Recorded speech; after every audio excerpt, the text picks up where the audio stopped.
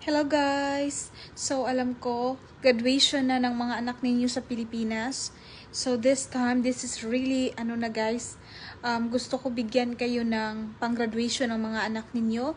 So i-comment nyo yung mga GCash ninyo sa baba, sa comment section natin.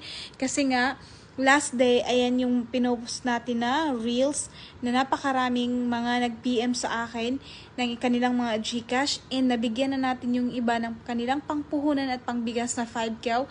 Ngayon naman is mga mother ito ng graduate talaga. Mga mother ng may mga graduates ba? Yung mga anak nyo is graduate na ngayon. So, i-comment nyo yung GCash nyo para pili kayo at mabigyan kayo ng ating pang-ayuda na kaperahan sa GCash ninyo. Ayun. So, yeah, so congratulations and good luck.